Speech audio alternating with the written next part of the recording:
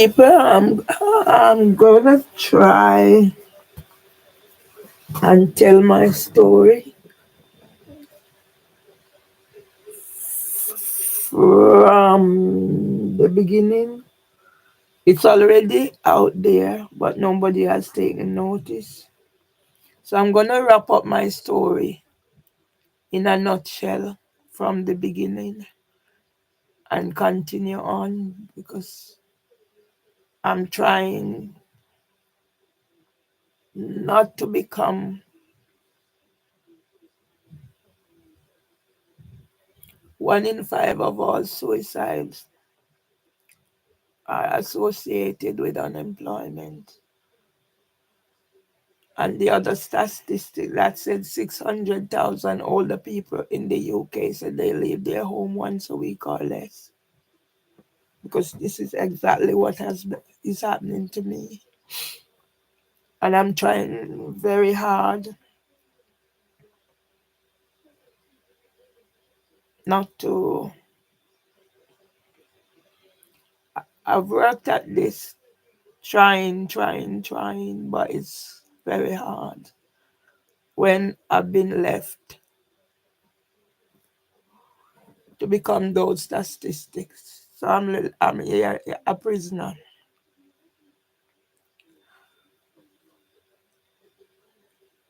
I did not end up in the other prison like my brother, but this prison is worse.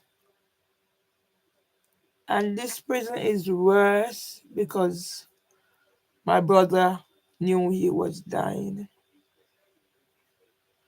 And at the time, I couldn't understand how my brother could have done what he did that caused him to end up in prison. And now I told my story about what my brother did to cause him to end up in prison. And that story is being used. As I said, everything I say or do is misconstrued. I've been accused of threatening to throw acid on somebody who was a witness. No matter how I try to tell my story, with whatever is being used against me, I ended up being the victim. But I am not. I am being accused of being the aggressor because I tried to get my story out there. If people were listening to me or watching my video and not taking sections that should show me up in a bad light, then I wouldn't be here. And I'm praying to God that I don't become that statistic. But it's getting harder and harder. And where I'm at in my life, I can't see an end. Except I pray and I ask God, let me sleep and don't wake. But it's not happening. I don't know how a person who can dress up and go out there and be captured and around the world is not where I am, but I'm here. I've been reaching out from the time I was on Extinction Rebellion with Carl Grant because I started going to the Royal Courts of Justice to support him because I have nothing else. And when Extinction Rebellion came, I was dancing, and everybody was telling me dance again. I reached out to Wendell Daniel. I guess that's the first public figure I reached out to. I paid 2,400 and odd pounds to write a story. I don't know what YouTube has done in it. I don't think it has even reached one. It's just reached one over whatever K. Everything that is there to prove that I am not what they say me, that is, I can end up in whatever the order is yesterday. Don't matter what I do. I reach out to Mr. Seeley. I know when I see all those things, I'm hurt. But more than all, it's my family. My family has abandoned me to be in this place. It's like my whole section is under here is paining me. And I remember my granny dying of a broken heart. So I'm gonna go into my story in a nutshell. Whatever that is left here. Facebook take all my 18 pages where I wrote, LinkedIn, my website, everything's gone and leave me to be here. I'm trying hard not to be a Caroline Flack. She could be my daughter. And I don't know what is happening to Miss Presley in Lewisham. So she is also another victim. The housing ombudsman is aware of what's happening.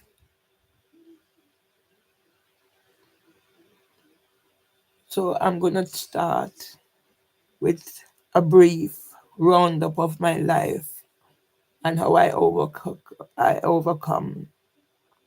my traumas to be now.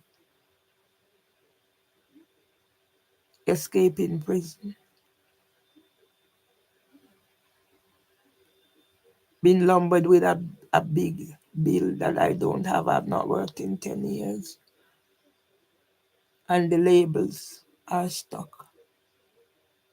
And honestly, if I knew how to, I would, but I don't know. So I have to suffer the consequences.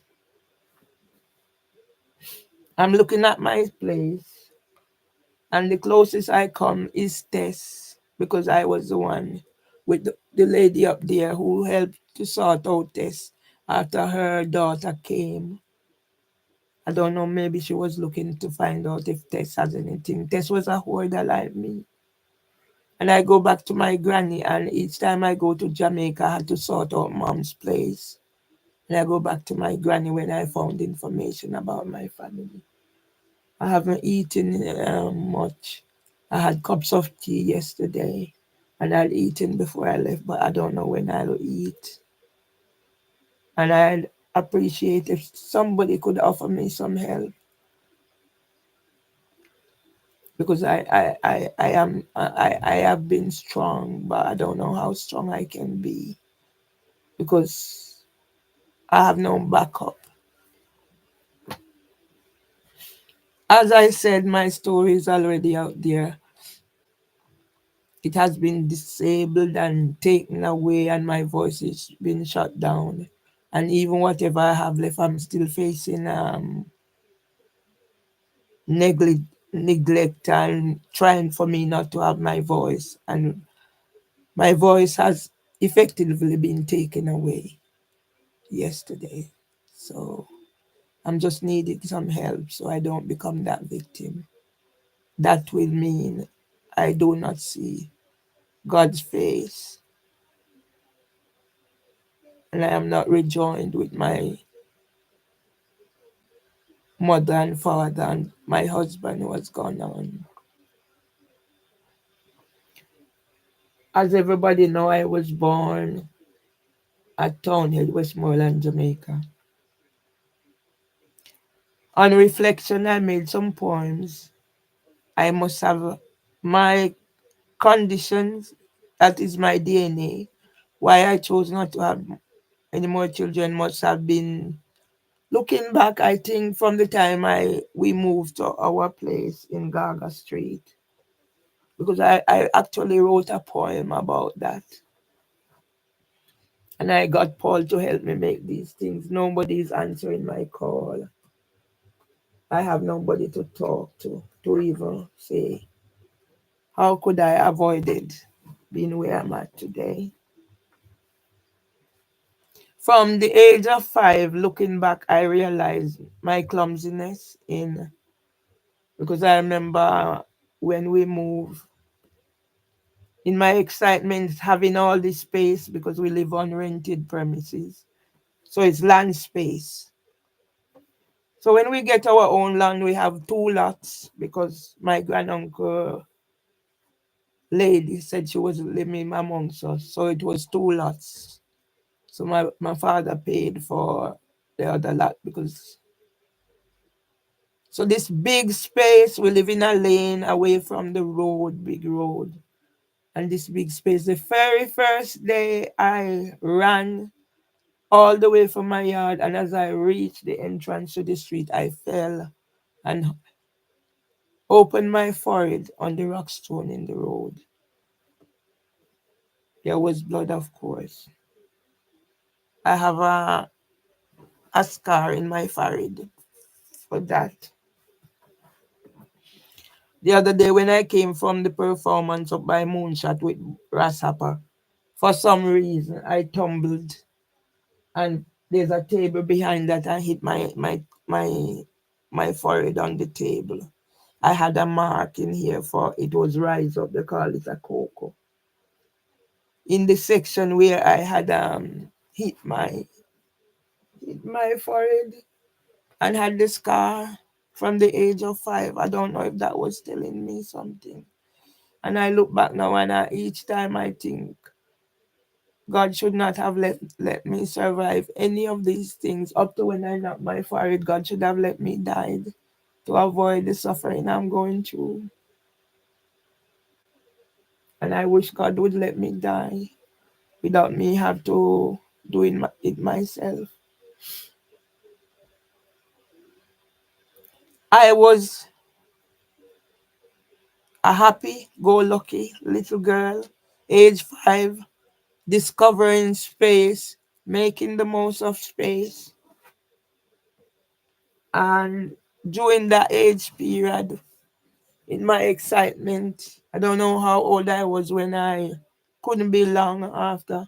I cooked something in a condensed can and it scratched my throat. It was like fire.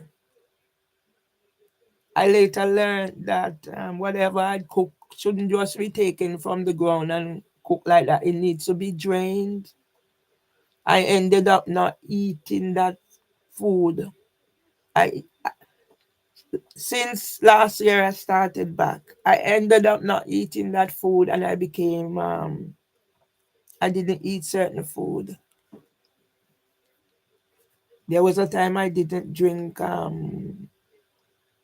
think cow's milk or something, but later on in life I had to adapt. So that was an episode at a very young age. I remember I am planting stuff, callaloo and stuff from I'm very young. And now I will no longer have access to this space. Yeah. Growing up, I put a picture of my auntie, the only one that is left alive. And my auntie is in Jamaica suffering. I was talking to the lady who was caring for her because the lady is caring for her out of goodwill because she's not getting paid. The same way my mother used to care for people, left her home. And because of the way the lady told me, I was speaking to her last night because she gives me a hope because I am the one helping auntie, but I'm not in a position anymore. So auntie is in Jamaica, hungry sometimes. Auntie needs to go to the doctor because water is in her body. I don't know how you do it, and she can't. And then I am without NHS GP because whatever they impose on me. 3 times I've been kicked out of the surgery, different NHS practice, for speaking my truth and for sticking up to know what I know is right.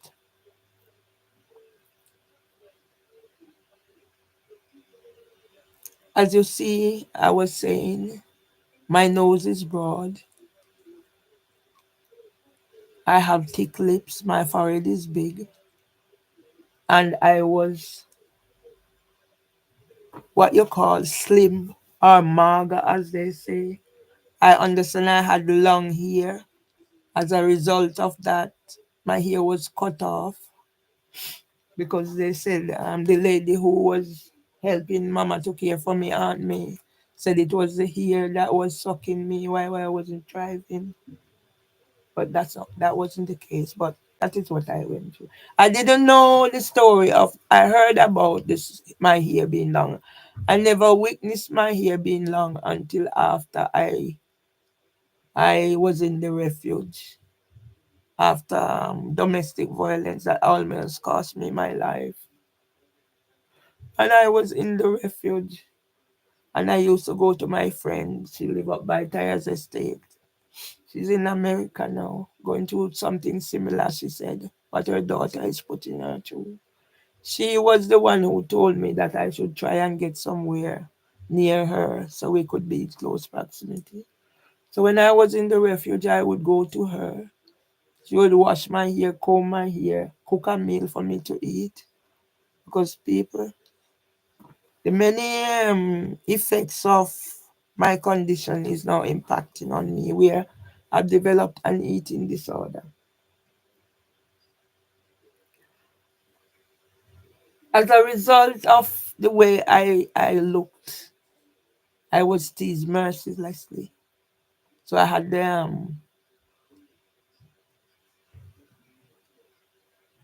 been told my nose is broad like Funogate, that's Fontibel. So it's an estate of the Wisco. Yeah. And I used to get beat up by girls who ganged up together. And then my brother found out, and my brother said to me, if he hear that I get beat up again, he was going to give me a beating on top of the beating I was getting. So I decided I need to fight. I can't afford to get too beaten. And that's when the beating stopped, because I stood my ground and I fought the girl. I never got beaten up again.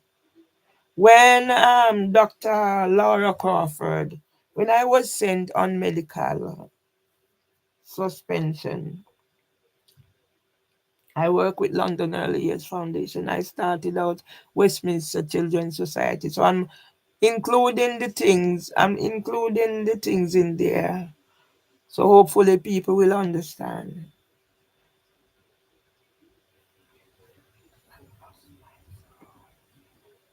So after mom died and then they sent me on medical suspension, I was sent to do medical assessment, whatever. So going to assessment is no stranger to me, because I had self-referred at King's. I worked at King's. That's where I'm getting my little pension from. And when they were saying I was doing things, and I know I wasn't doing it, but because my brother had thrown acid on boys, and I was wondering, was I doing something that I don't know? And I must here explain that my brother was bisexual. He didn't have any boys. He had three girls. Yes. For me, it was certain things was taboo, because I didn't know until years later. So when they started targeting my brother, of course, his sister. He's my favorite brother. We're closer in age. So of course I was gonna defend him. I didn't know at the time of his sexual orientation, and if he had done anything wrong that I'm aware of. I'm not aware of him doing anything wrong. So if he has done anything wrong, I've since tried to find out. I wouldn't have condoned anything that he's done wrong. But because of what happened to my brother and what happened when I was called, I'm trying to tell my story so you understand. When I was called by Richard Harty over the phone, I was here getting ready to go out when my mobile was wrong, same place. And when I heard the threat in Richard Harty's, I didn't even get his name right because he had an accent. And I said Hartley. It was later when I found his information online that I actually connected up the name. The same thing happened with Dr. Phil Gregory. The Dr. Phil Gregory, who was after seeing me two times, 3 times he wrote a report that has condemned me to be where I'm at. So when I was sent on medical suspension, this time by leave because I self-referred at King's, the doctor told me, Dr. Laura Crawford told me I must seek counseling to find out why I react the way I do to certain situations. Yeah. So that's how I got counseling at the Maudsley, Laura Tinsley. So two Laura Crawford and Dr. Laura Crawford and trainee counselor Laura Tinsley. Hence, I done 12 sessions at the Maudsley. As a result of the 12 sessions I done at the Maudsley, I done 2 years mental health research. I even restarted for want of something to do, but then I realized repeating the pattern was causing me more, like a trigger because I was here. I wasn't, don't care what I tried to do, get volunteering, get a job, be involved. It wasn't happening. And then so I stopped. But I can be found online on King's College Hospital, King's College London, Radar CNS with Dr. Crawford. I am in that picture, I'm in that video. And I'm trying to use it to say, even if I've reached a stage now where I'm at, where the law is saying, no, they have to curb whatever it is. If something was done from that time when I was in that YouTube thingy, I wouldn't be here. But no, I am the bad one. So coming up, I don't know if I'm making sense because everything is going around in my head. And I'm trying for the world to understand that I am not a bad person. I'm not a violent nuisance. I'm not a criminal needing emotional regulation treatment. I'm not uncooperative, unprofessional, rude, intimidating, confrontational, aggressive, lacking empathy. I'm not that person. Those are labels they use to break me down and to put my mental health where I am to be controlled. And because I refuse, because I've managed my situation, I no longer have a GP. Yes? So I'm mixing up and telling you how I become who I am and why Dr. Laura Crawford advising me to get counseling to find out why I react the way I do is relevant.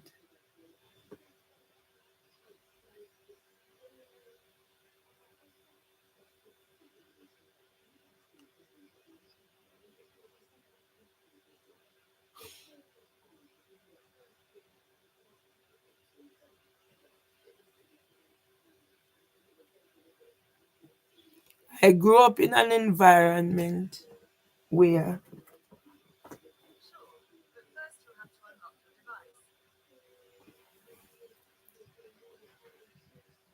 I don't know what you're talking about. I grew up in an environment where people defend themselves. In that, my mother would use her mouth to defend herself, saying that my mother wasn't capable of using communication to tell us of her love for us. And I grew up resenting my mother because I thought, I even questioned sometimes whether my mother was my real mother. That's how the feelings I had. And those feelings were with me from I was very small until I learned my mom's story and wrote her a eulogy. Those days I couldn't read it. I wrote it. It was edited by my son and his wife. They read it. I got 7,000 at 7 point something K views on YouTube, on Facebook. Those days I didn't know the use of YouTube or the value of YouTube. I put my focus was Facebook. So when I heard my mom's story months before she died, that's when I forgive myself and realized that mom could not communicate her thoughts. But on the other hand, I knew my mom defending herself because where I was born, where I moved from. So before the age of 5, I am aware of my mom defending herself. So my mom would have quarrel with the neighbor. And then when we moved to where I grew up in Gaga Street, the same thing happened. Just quarrel, different what they call the tracing and the tracing. Yes, I avoid confrontation because I learned from very young. I had an auntie who is mad, who was mad. And my father told me the story of how my auntie became mad. It was to do with relationship,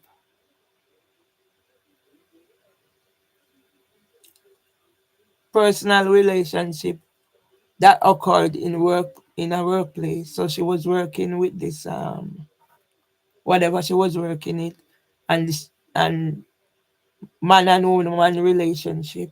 I understand my auntie was petite, beautiful. She didn't speak any broken language because the thing is, I have a multiple identity. So if you see some of my family, you think they are white. And my brother told me my sister was practically white looking, and they call her Prinky as a result. So in Jamaica, we have a throwback of the different generations. I have a grandson with red hair, and he has Chinese in him. I thought I had Chinese in me until I discovered the Bantu people. So I grew up with disadvantage, or I don't know, but I just try to keep out of confrontation. Yes, tease mercilessly because of the way I looked.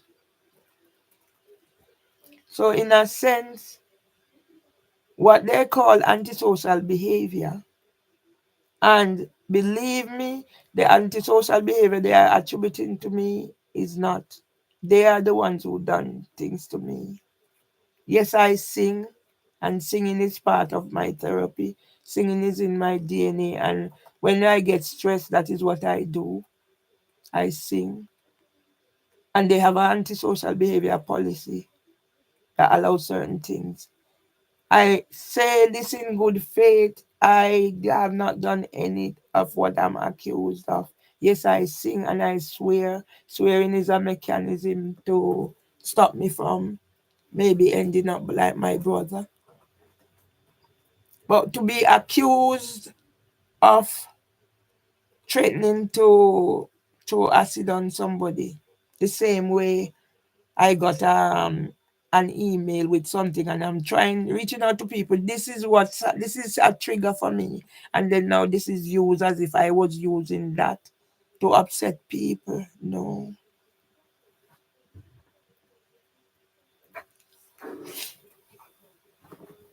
So my brother teach me to fight or defend myself. And in the end, the same brother now has forbidden me from even using my voice. So at my husband's funeral, I was defending myself from somebody who said something to me. And as a result, my brother said it's my behavior. And my brother took my brother and went to America. And now all of them, the brother I relied on most, yeah, but I'll come to that. I don't know if I'm making sense. I don't know if I'm making sense. I don't know. I wish somebody would come and help me. So help me get out of this situation. I don't know. Um,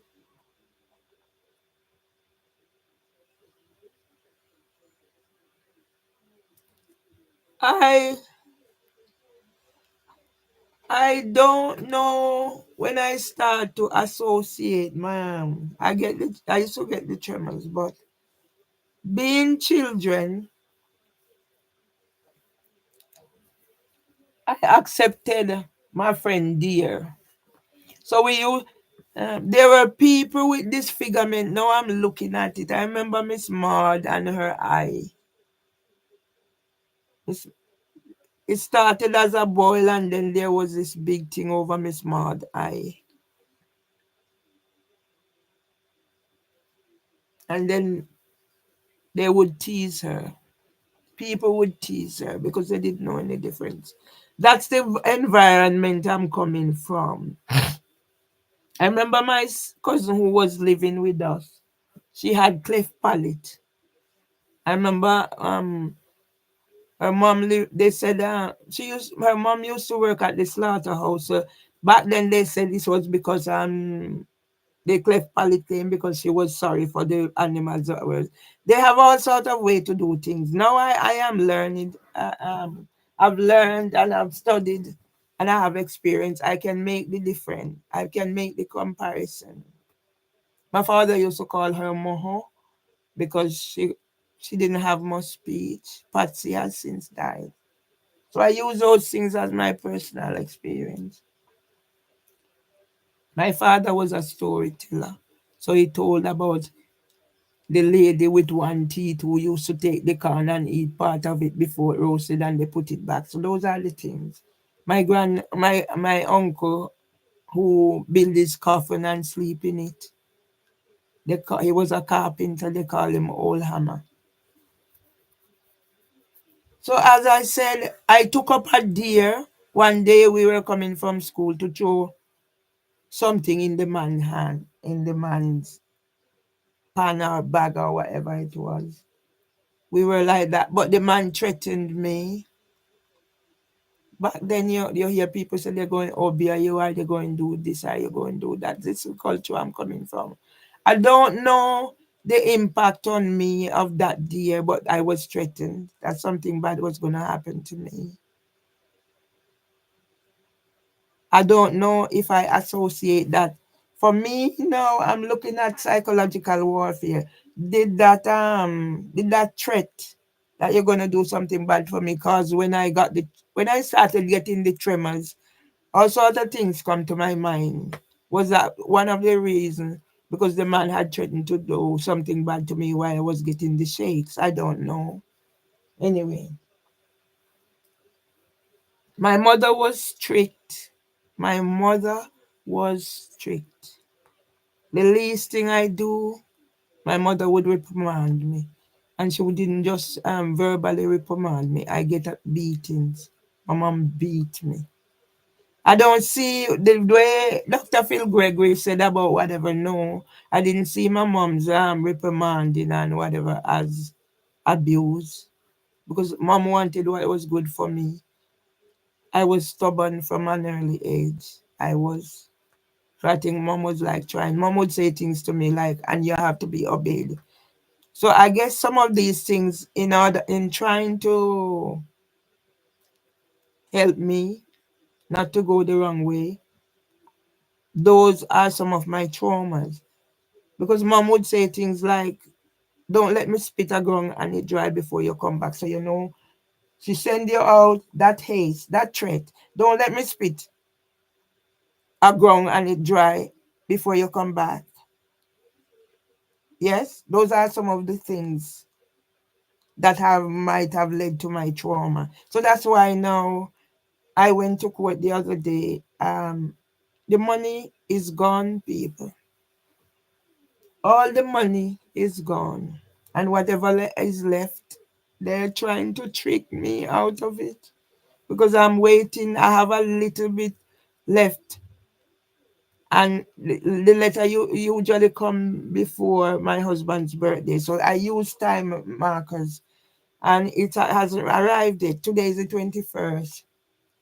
I phoned up the bank and they said they're gonna send it, and it still hasn't arrived.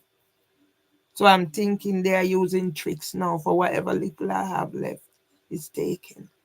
Right. As I said, mom used to beat me mercilessly for the least thing. When I say the whatever, that's her way of keeping me in line. But some of the sayings that she used, I think that also contributed to my trauma.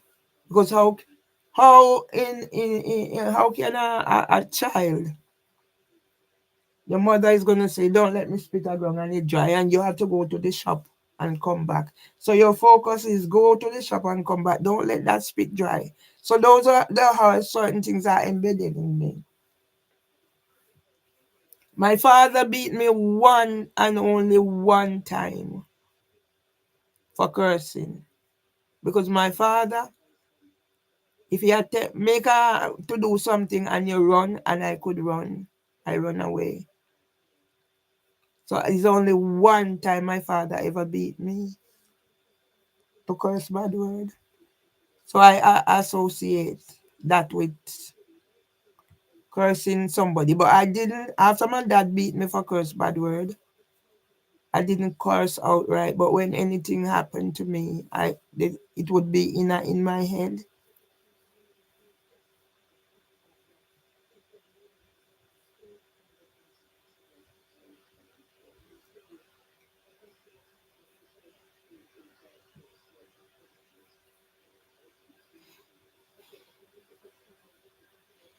Being one girl in a family of boys, it wasn't easy.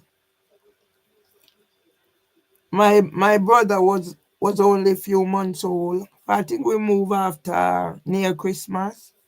So my brother was only a few months old, the one that had the blood vessel burst in his head. He's the only one talking to me now, but it's not much he can do because he's disabled. Blood vessel burst in his head, he reached death door and he's back with us.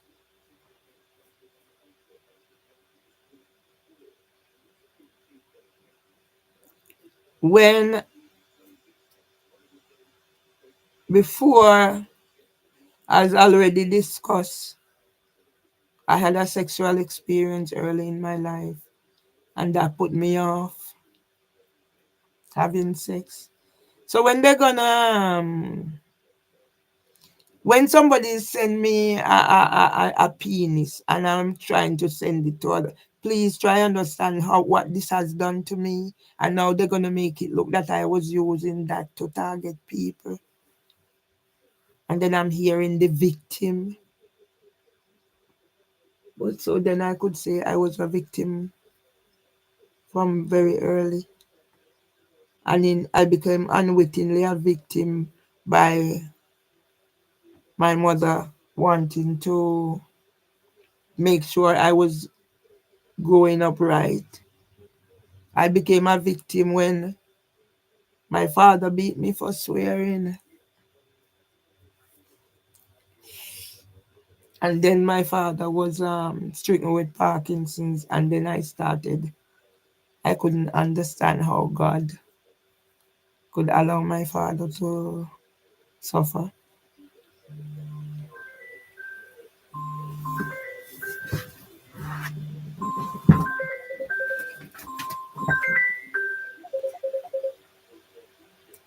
Yes, Anthony. Morning, how you doing?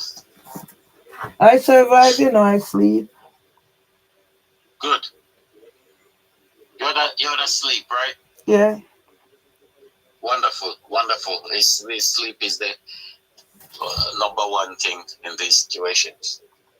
Um, yeah, I had a horrible sleep. I slept, but I was on my sofa. If I finished talking to you, I fell asleep on the sofa. Then I had to get up, brush my teeth, all this kind of thing. But anyway, I'm up. I'm doing my little routine.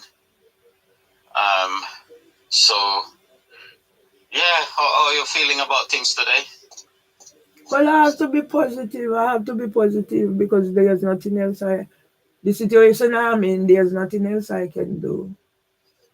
I'm Okay, okay. I'm hoping, as you said right, but for me, especially my right and is my writing is not as good as me logging it, because when I get in a situation, not even my name I can't write if it is to save my life, and Uh, sometimes no no, speech what will it come. is, I'm talking about generally speaking.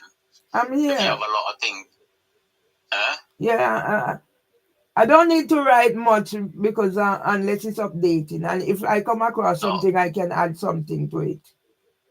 what I mean is like from a point of view of therapy, yeah, Okay. they have something called mind dump. So when you have things on your mind, it keeps recycling, like going again and again. You think like a broken record. But when you write it down or jot it down or type it on a key, just to, when you write it down, it's something called mind dump.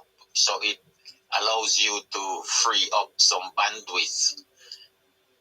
Because a lot of time we get stressed, we're thinking of the same thing many times. Like if somebody assaults you and you keep thinking about it, it's like you've been assaulted 1,000 times. Mm-hmm. So that's what I mean when. Also, if you have a lot of ideas churning over, once you write them down, it's like you get your mind gets a little relief because you think, well, I've written it down, I've captured it. Mm-hmm. I don't need to keep.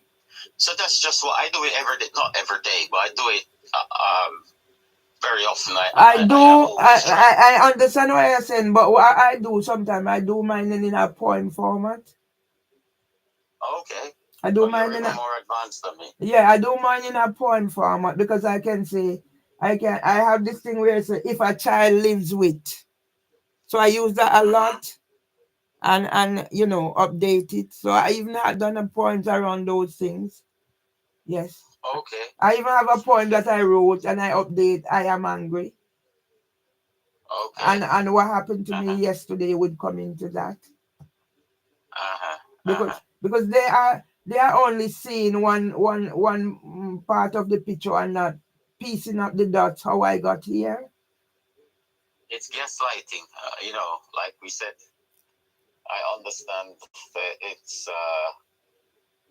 and they don't expect you. They didn't expect you to connect the dots. You're either, but you've connected the dot. Now they're not connect. They know you've connected the dots, but they have a blueprint, Beverly. Like with me, they write and told me in writing there is nothing against me, but I can't get any justice.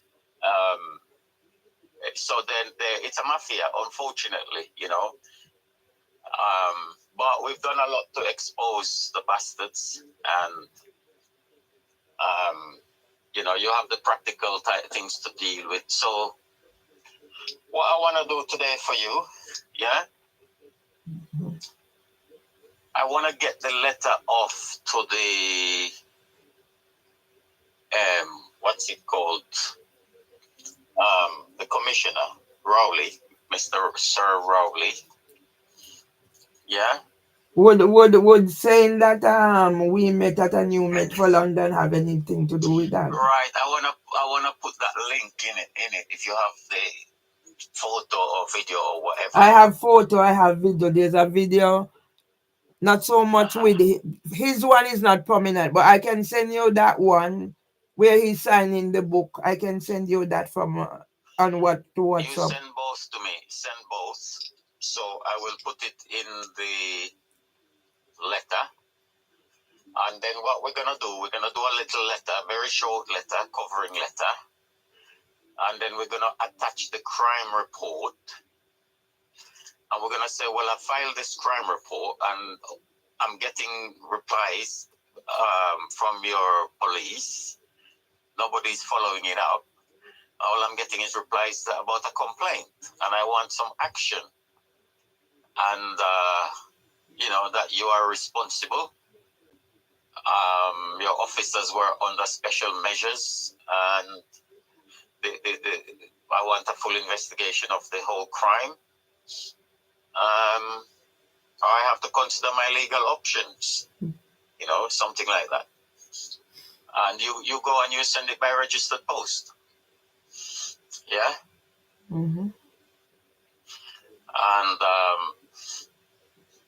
And then we see the other things, but this is one we do first because it's half finished. Yeah. Mm-hmm. And then what we're gonna, I don't know, I'm thinking about it, whether to wait till we get the order or to write to the court immediately and say, we want the reasons for the order. Oh, yeah, from by law, the judge has to do that, yeah? When they make an order, that you're entitled to something called reasons for the order, because that is the thing you use if you want to appeal or take it any further. So they have to give you that. And from what you're telling me, what the judge was saying and stuff, it's hard for her to put those things in writing because it doesn't stack up. So that's one other thing we can do. And I'm not sure whether to wait for the order or to request it straight away. So I will just chew on that for a bit. And the same thing, the Housing for Women did not answer. We asked, give me a copy of what you filed in court. So I'm meantime, wondering. due I'm time, wondering. I'm wondering if what difference will that make, because they've done what they've done and put restrictions on me and whatever. So I don't know. Marvelly, we're trying to undo it. You understand? Okay. Maybe we can't undo it. We're trying to do one little step because by law, they have to give you the reasons for the order. Yeah. So we can do what we do. We can't do what they do. You understand? The couple of videos we did, or 2 or 3 videos, it's very deep and it's there. And no matter what they do or how many orders they make, this is their lifetime, their reputation. It's there with all the comments. You understand? But also, Anthony, the one I'm telling you about, especially when I meet Nigel Pierce at Elim House, and I could go in there where my book is where I meet Chris Eubank, and he endorsed my book. And the places where my book is being endorsed, I'm in the newsletter for Westminster Hub. And so why nobody seen those things? Nothing was shown of the evidence we produced to counteract. They just cut something. So they make sure they provoke me. I am inside my house. You come to my window and provoke me, and then they cut that exactly where I'm swearing at them, and don't use the police inside here threatening me. So everything is stacked against me because they're not. All the things I have, they're telling my story. This, that, even with Mark Rowley signing my book and saying exactly what did he say to me, because I wasn't recording. It's when he says to me, "Do you know what I wrote in your book?" And I said, "No." And so I said, let me get it on record. So that's how I have that recording. I've met Seb Ali Adua. I've been to a new Met for London. In there, I was asking, can you let me volunteer to help bring back the trust? Somebody recorded that and send it. But, they remove what they want to remove and leave what they want to leave, because I have no evidence of that. I made a video for nearly how much. At the time, I didn't know that I could do it myself. 10 minutes video for 2000. It was there. I don't know where they hide them. I have a meeting I arranged at the police station, and the outcome, I can't see any of them. They have them hidden. So every evidence that I have that could back me up, they hide them. But I have the one with Mark Rowley signing my book a month after I was labeled a violent nuisance, and him saying to a strong Jamaican woman. That, of course, should be some evidence. It's my book, and I went somewhere. So I don't know how much. I'm trying. I'm trying. I've come this far, but it's not easy. I'm trying. Mm. Mm.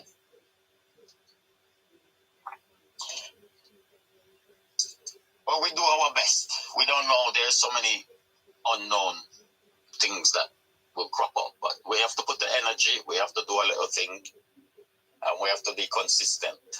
And they have power and they have corruption, but the law is on your side. That's the thing. That's the problem they have. But they're wrong and strong. But I don't understand how the law is on my side. I don't know if I understand that. But Mervily, they did not file any claim against you in the court. Okay. You understand? Let's say you're totally wrong. You did everything they said. There is no claim against you. Somebody has to file a claim. Nobody ever questioned this. They're getting away with it every day. That's why when you go in the court building, they're operating like a military zone with security, and they don't want to take your papers. Because when they take the papers, Mervily, there is no court file for them to put it on. But what I found strange also yesterday, Mm-hmm. which didn't happen before, in the two for the first one, there were security in there, two security. One sat up near and I'm wondering, am I such a bad person that you have to have two No, security in there? these were the people to grab you and drag you and put handcuff and take you to prison. Because one of the security said to Teresa, he's sorry for me. I've never seen Is any. it? Yes, that's what he said. Because Teresa was talking to him in his language, the Muslim. He told Uh-huh. Teresa, he said, I'm sorry for your friend. That's what he said. Yeah, because they had their plan. Let me tell you something. You did better than you realize. Even though it was a disaster, but you did better than you realize, because they did not get to execute their full plan. Yeah? That's the problem. You're supposed to be out of that house and in a mental prison right now. That's their plan. Yeah? So you didn't get away totally, but you got away from the main part of it. But even You understand? when they're using Dr. Phil Gregory's and mentioning, so Mm-hmm. basically they're saying I refuse treatment. But why did they leave me till I care for my husband, plan his funeral, and I'm out there and doing and all of a sudden now I had this mm, total need for somebody. If it's even my husband's funeral, You I refuse. Carry on. so now they leave everything as my brother said. Now I have no more husband, so they can do whatever they please. Because if they make sure my husband was okay, you imagine three surgery push you out, and the last little thing you have to go drumming, they take that away. So now I'm in here a prisoner. So what they want me to be Mm-hmm. in here, and then when I'm seen, they call to say They use the screaming and shouting, the screaming and shouting. Mm-hmm. They're Mm-hmm. using that. So now, if you never said it, because I was wondering, because the first thing they were very abusive to, in a sense, to Teresa, Mm-hmm. yeah, because the Mm-hmm. timing for the first case wasn't listed. The timing wasn't listed downstairs. Uh-huh. So then Uh-huh. again, can you imagine if I never had company, the confusion I would have been in there yesterday if those people When hadn't it's not come? listed, you know what it means. It's not in the system. I don't know. Um. But when we go upstairs, Mm-hmm. they had it. It come back to Croydon Magistrates Court when they came in here on the 26th and said Mm-hmm. I must go to court on the 27th, and if I don't go, they're gonna arrest me. And I got to court, nothing was there. Mm-hmm. It's the Mm-hmm. same thing. Because if you didn't go, most people don't go, and then they would say you didn't turn up, so we have a arrest warrant. Yeah. Everything come to the court order scam. That's all they have only, one trick, because to make everything they're saying look justified, they say we have a court order. So where is the court order? You know. So listen, you sound a lot better than yesterday, but we're gonna be proactive, persistent, and you have options. Don't expect every solution to come in your mind today or tomorrow. You got a little window of time. Just restore your energy. Go for walks. But You I'm not. know, I don't know. My friend said I should see if I can get somewhere for my mail to go. But I don't have the strength to leave the house. I get to you those. just relax. Just charge your batteries. It's like a phone. Your battery is low. You charge your battery before you start worrying about anything. I will draft this document for you. You take it down to the post office, send it registered, and that will be our thing today. I will talk to the others and see if I can get one or two of them and Andy, that we do a video about like an update. You understand what happened? Um, and we keep pushing, keep moving, because now this is not just you.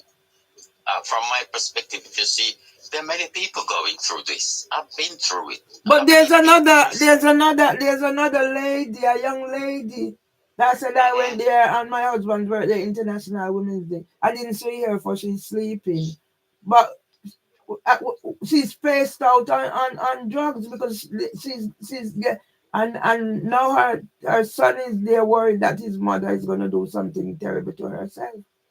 The place is in Where is she? darkness. Lewisham. And when Okay. and when I got the solicitor now that abandoned me, I asked them to take her case. So then if they have two of the same case from the same place, that would straighten things. They didn't do it. What you have to remember, I don't know if you know, you're aware, every single solicitor has to swear an allegiance to the Bar Association. The Bar Association and the lawyers make all their money from fake cases. They cannot say this case is a fraud or a fake because they've done a lot themselves. That's why George Carter had 47 lawyers. Yeah, and none of them. I asked the court on a Friday, give me a copy of the order I went to prison on. The High Court. By Monday, I had a reply. We don't have an order. So But 47 lawyers never asked for the order. but Anthony, they're making it look Mm-hmm. like now, oh, because even Teresa was saying it like, oh, you should have gone to prison, but it's because the judge is lenient. No, it's not that. It's not because I shouldn't be there even if I'm there. They did not Exactly. address this situation. If this situation and they're not dealing with the situation that lead up I to know, this, Mervily, they're not there to address the situation. but they're making it look You're getting. now. No, they're making it look now like, oh, I'm lenient. But if you do this or if you say this or if whatever, I have a website where I pay for that website, and you're gonna go there Mm-hmm. and take away my thoughts, and you're gonna tell me now I'm hearing the victim. Yet police can come in here and do it. And you're mentioning how it all started. You mentioned the name of the person and the judge that we were outside. I was a participant in a research from King's College Hospital. Why are none of those researches that have been in not used? Why the radar CNS not used? Mervily, you keep talking like it's all legit. You have to get over it. This a mafia gang. They're not there to Okay. do justice. Okay. That's why I said they're making it look now like I'm such a horrible person. So I must carry this with me. And I must be thankful for this judge for giving me leniency. He didn't send me to prison. Fine, you'll be thankful the judge to show you the prosecution. But but Yeah? but that only make my case more that I'm not getting justice for myself. And each one will come and make it look. Get over it. There is no justice. Well, I know I will never get The justice. only thing you can do is look for their weakness where you can exploit them and you know, come back at them where they can't defend.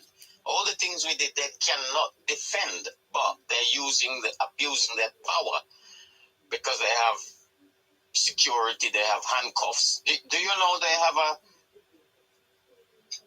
cell in the court under the basement there, where they lock people up?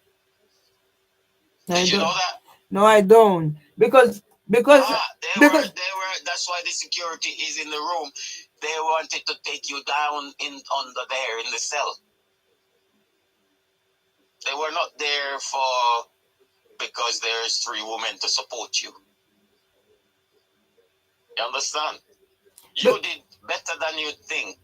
You didn't yes, get what the because full. because in summing up, on Mm, the 17th, mention was made about the way I conducted myself. So they were expecting me, same like when I went to the court and there was a barrister who came and she before I met her, I was supposed to meet her in advance. I met her on the day and she kept saying, "You have to be whiter than white. You have to be whiter than white."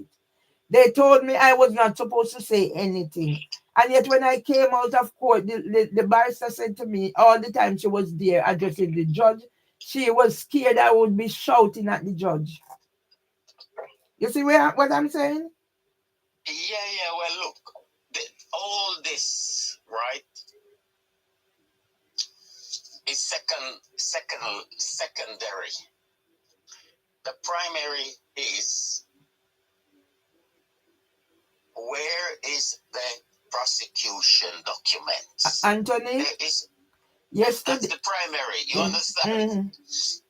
They were supposed to have Dr. Phil Gregory in there testifying against you, and now you didn't have him in there. So, but the judge is trying to speak his part for him. Yeah. Yeah, I refuse. I If you refuse to didn't get get rid of treatment. Dr. Phil Gregory and he come in there and testify against you, he would have another psychiatrist with him, maybe Okansi.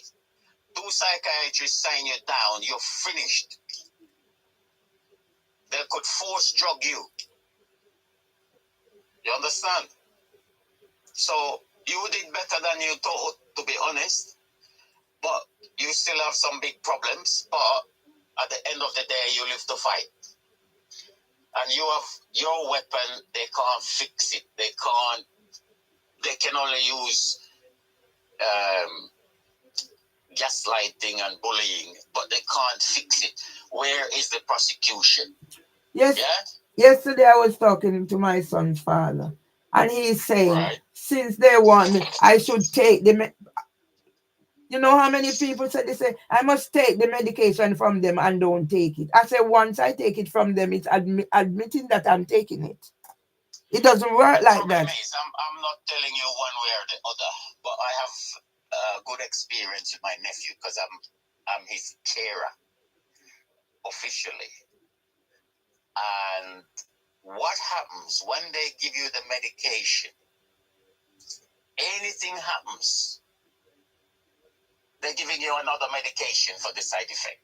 But that's what I read in the. It's Right, not that I had said I right. wouldn't take medication. I reached the point I've said if they are saying I'm doing this and I'm doing that and they think medication, I will go for it. It's in the records as well. I said yes, but Yeah, give me the information. When I read the information, as you're saying, you have to go take on the list, whatever. You have to go take for anxiety, you have to take for headache, you have to take for something else, you have to take for something else. But not only that, it shortens your life. I know. And the It thing impacts is, on the dementia, Parkinson's, all the things.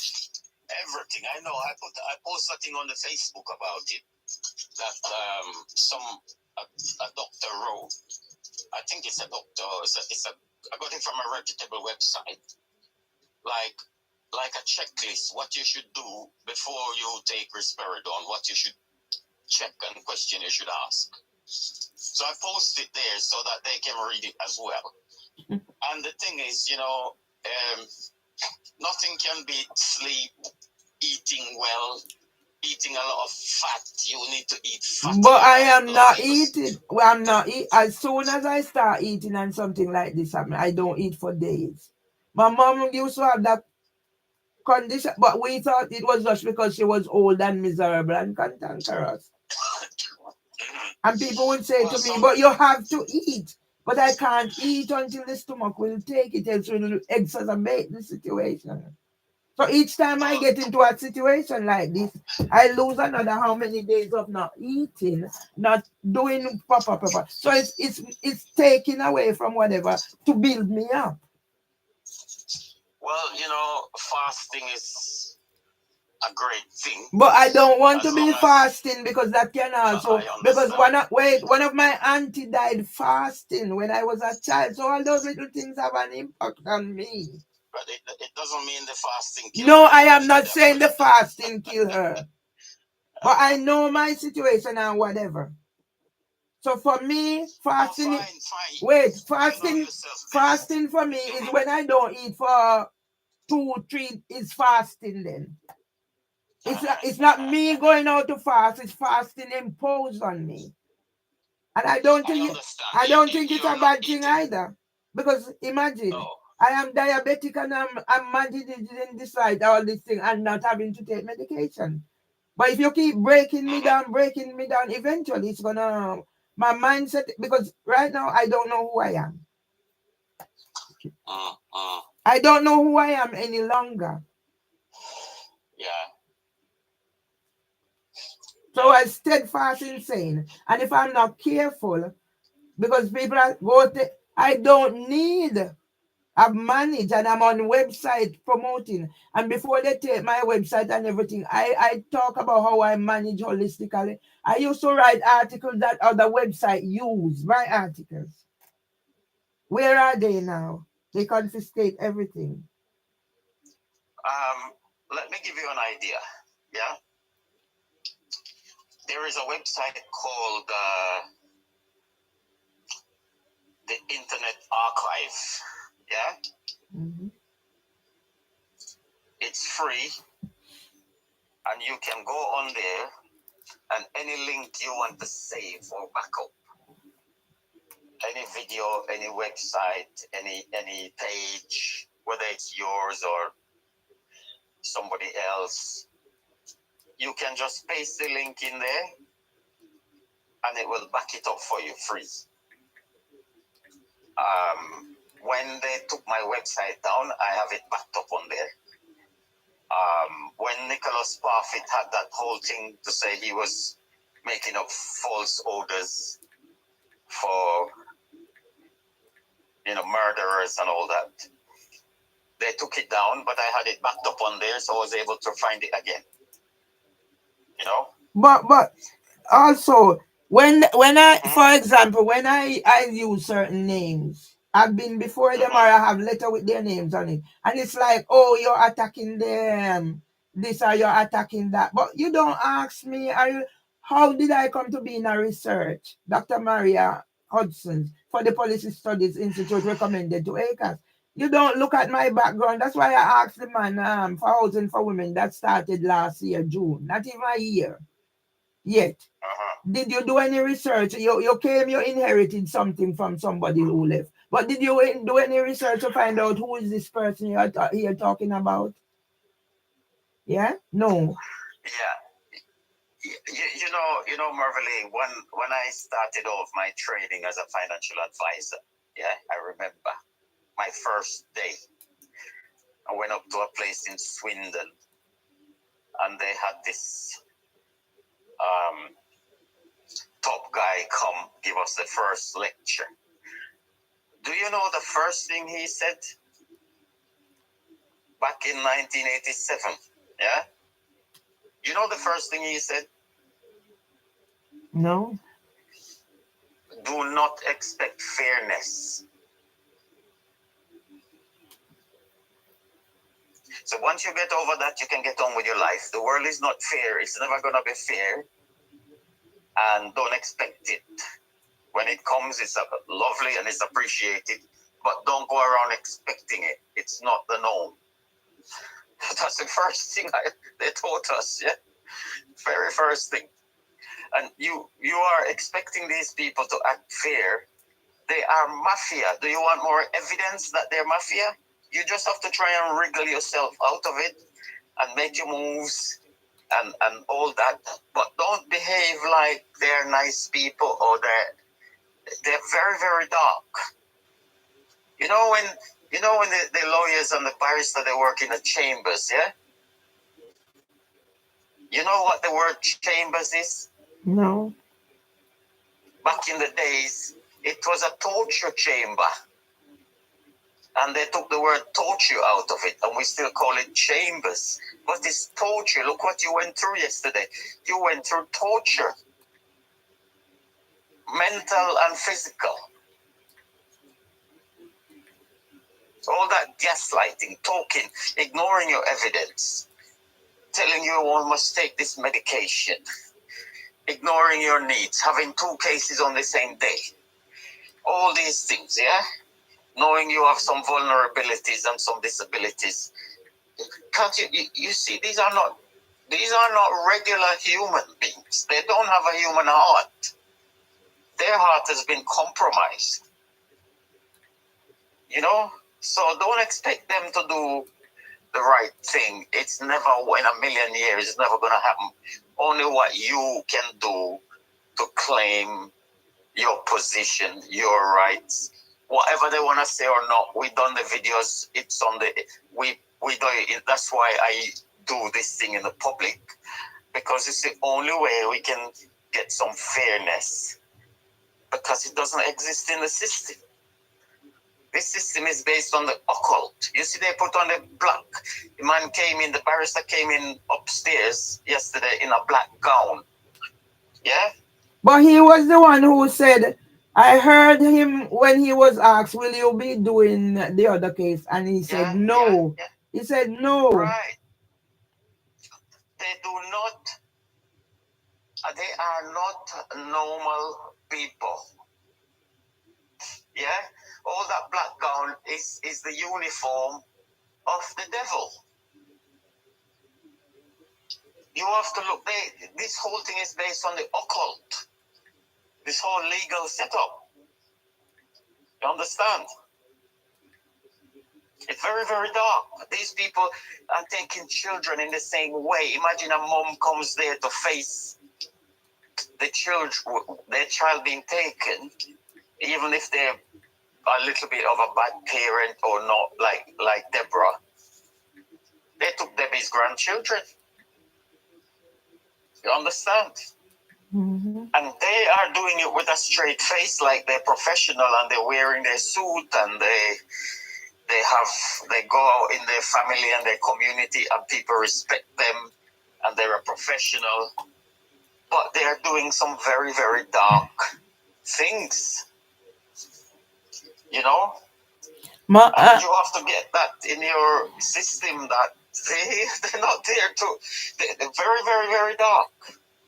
You know, I have a niece who is a barrister, yeah? And she left it. She gave it up. She says, I can't do it. I'm sure Carla studied law. I'm almost certain. Yeah, but you can study law, but when you start practicing, you're not practicing law. You are practicing oppression, extracting money from people. I just said that. I just said that because I was Carla's basic school teacher in Jamaica. I'm just saying that. Yeah.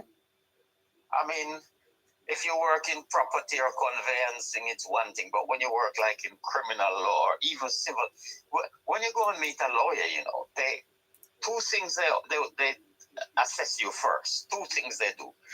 They find out, what is your asset? Yeah? Do you have a house? That's got nothing to do with your case, but they want to know. And B, can you get legal aid? That's the two things they assess first thing. And, you know, they are in a system that the public must think they're honorable and respectable, but they're doing the opposite. And this is how the system works. The public must have a positive opinion of them, and they're doing, children and vulnerable people, they want to turn you into a money machine.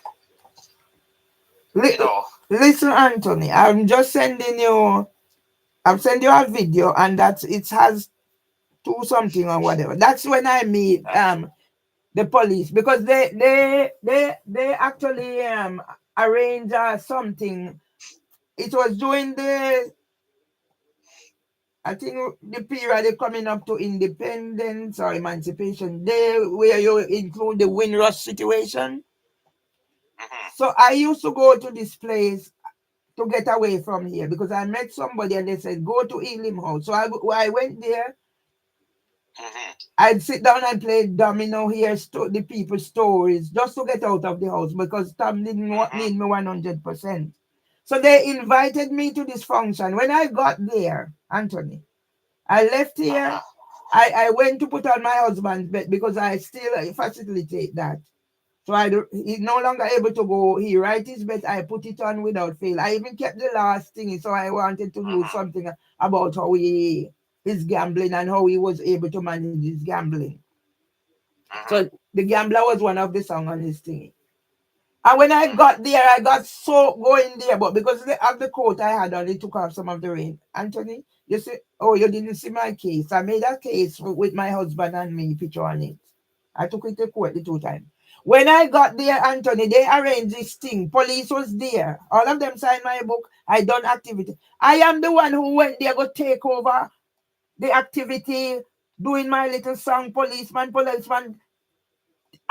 actually teaching them, Mm-hmm. because nothing was happening. Mm-hmm. Talking about the domino, do whatever. But they had their thing arranged, and you do what they, and then okay, we're doing this now, we're doing that. So that's what I get. Mm-hmm. I was Mm-hmm. invited to a new Met for London. So that was the Mm-hmm. 2nd of September. A month after I was labeled a violent nuisance. And here I Mm-hmm. was engaging with the everybody there, where I got Sir Mark Rowley, to sign my book, and him saying to me, "Do you know what I Mm-hmm. wrote in your book?" No, a new Met for London. No, to a Mm-hmm. strong Jamaican woman. So I say, "Can you repeat that so I can capture Mm-hmm. it?" And I have those things on video. A month after I was labeled a violent nuisance by somebody who I didn't know of the situation, and behind my back, during the time my Mm-hmm. brother is dying, I had the first eye block, and all those things are there, and whatever evidence I have, they hide it. So they bring in something forward. They just make sure they capture the part where I'm cussing out. Where am I cussing out? No, that is tampering with evidence. Where am I Yeah. cussing out? Inside my house, that is a prison. But you can come to my window and I'm cussing out and I'm saying whatever. You capture that. Nothing that I said. No, they don't see any of these things. Yeah, yeah, yeah. I know. But don't get hooked on evidence, because you will never win that. You have to get hooked on. They say they have a claim in the court. Where is it, Marverly? I That's the get only you. place you I can get get you. mileage. I get you and I understand totally. But And even though they're saying they're making these orders and everything, these orders have no foundation, because they're not supported by a lawful and valid claim. You understand? And all the work we've done hasn't gone, it's there. All the work we've done is a foundation. Look how we pull up the Croydon one we done 2 years ago, and we pull it up back now for this one. First time now the Croydon court put something in writing. This case was struck out from, before that we never had anything in black and white. So we're building and building and building. And I don't know if we have resources and energy and whatever, but potentially you could get a massive payout from the system and, and the police because of all this shit. You know, because it's very clear. We document it. We have you see how I do things. We send by registered post. Everything is done to a level that they're not even used to. Nobody's doing it to this level. Not even lawyers. Yeah, you see, they're sending you all these things. I got Email. another bundle for. So the first bundle is 863 pages. Right. Yeah, I got another bundle yesterday with 600 and odd pages, and they said it was sent to my solicitor. Some of these things I don't see them, so I don't even know what is in them. And these are the things that's condemning me because they get me to say, you have to accept this, then we will do this. So they are basically, I admitted, I admitted, I admitted. But what did you do? No, Nothing. but what you have to do, you have to study this and practice it. Yeah? Practice the 12 words. I have never been served with any proceedings issued by those 12 words you have to But study. they're not listening. I don't care. You are saying what you're saying. They listen, but they're pretending they're not listening. That's two different things. All the work we're doing, it's not that they're not seeing it, but they're trying to pretend and deny it. That's a different story. Well, I'll tell you a quick thing with myself. When I was going to the Crown Court and I was planning how I'm going to conduct myself, because this is the same thing. They wanted to send me to prison for 3.5 years. And I'm thinking how I'm going to handle myself. They're going to ask all these questions and whatever. I had 3 words, Mervily, 3 words that I needed to master. I don't know. Yeah? I spent hours in front of the mirror like I'm studying drama. I don't know. I don't know. I don't know. Yeah? Everything the judge said to me, every question the barrister asked, I said, I don't know. I said, where is the sealed order? I don't know what's in the order. I don't know. I don't know. And they had me there till 7 p.m. with the prison van outside waiting, Mervily.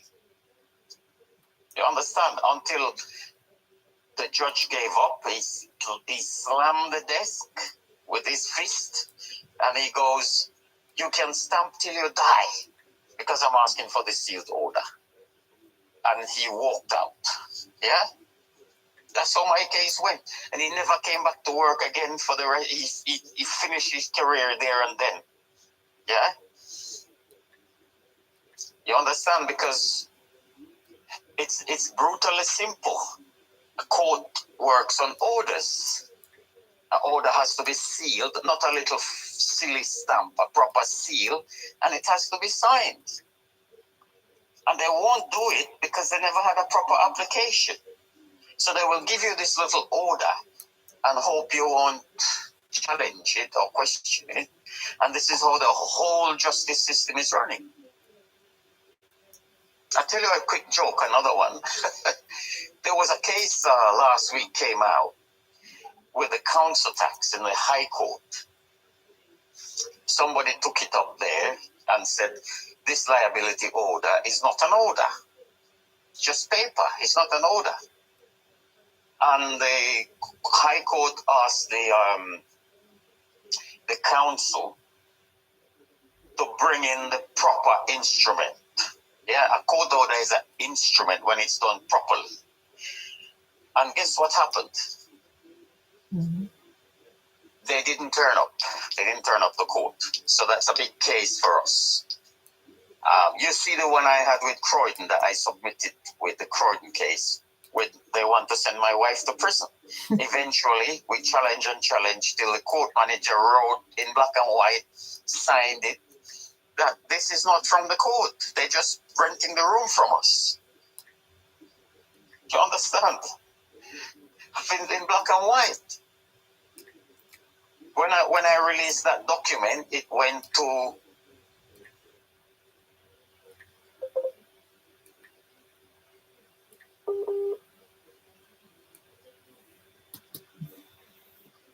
Available.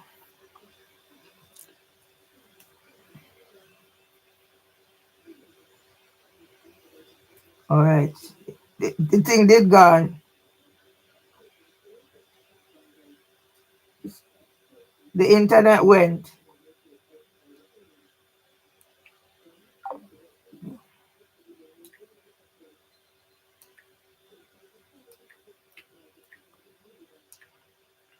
It's all good and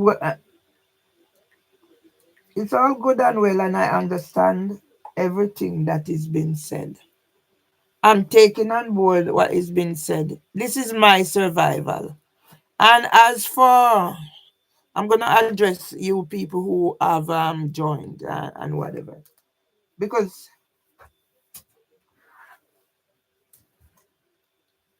as for the one about, so now let me tell you, I don't physically do fasting. I don't physically do fasting. And that is based on the fact that my auntie died when she was fasting. But when you say cut out whatever, when I was a child, I ate something that caused, it's like my throat was on fire. As a result, I don't eat that food. I wouldn't eat that food. But I cook it, but I couldn't eat it. I was on Valium from Jamaica. So my Dr. Campbell, and I take things so people understand how I operate. I was prescribed Valium from Jamaica, and I was taking it up here for, they said back then I didn't know about depression and all those things. So because my father had Parkinson's, I didn't know about Parkinson's until I came here. They say he's sick in his nerve, and when it started, yeah, we had pawpaw tree lined our land because they said pawpaw is good for his nerves. So get the pawpaw, planted it. So that my father's Parkinson's lasts over 10 years. Yeah. That's I was a pick when I was growing up. I was a picky eater. I don't eat certain things. And then later when I grow older, now I eat cocoa. What did scratch me was the cocoa. I tire or whatever, but it whatever it was that caused my problem. As a child, I didn't. I even wrote a poem. You hear, Mr. Badawi? I didn't know the laws of the land, so I actually wrote a poem about all my experience. One of them, I remember saying I didn't know the laws of nature. So for the whole time, I didn't eat that thing. I cook it, but I can't eat it. But last year now, I started eating some of the things that I would not eat. I didn't eat liver. I didn't drink milk at certain time, but then I had to do certain things. And I will try something once. For my health, I'm sat here, I am diabetic. I have an eating disorder. And yet I manage without taking. Because first, when they introduced metformin, the doctor said to me, take it for a period so you stabilize the diabetes. So when people are telling me, once you start it, you can't come off it, not no go so. Not no go so. I am telling you how I manage. And this is coming back from my years of experience because, as I said, the amount of tablets they gave my father. So every time he go, what they just throw tablets on him. It was I who had to clean out those tablets. He couldn't have taken majority of those tablets. I come from a natural thing. I peel my orange now. I leave this skin to dry. So I know the use of it. And you're gonna stop me from having a GP. The last time they came out, I had to call, my body was shaking. And once I get that and I see certain periods, because it was shaking earlier on, and I'm watching it because I don't want to call out ambulance unnecessarily. Because once I call ambulance, it's a case for these psychiatrists or people to turn up unannounced. Yeah? So when I realize the least interaction I have with them, try and find a way out. When the ambulance came on the 17th, they called, they said they would send me email because I need to sign up to specialist something or other. I'm still here waiting on the email. Who turned up? Dr. Peter Akonsi and Georgina again. They have mention of them in the report. But I have no interaction with them apart from them turning up unannounced. So as Mr. Badalu says, because I've been to court before and there were no security. So it just dawned on me, what was the security there for? Tool security?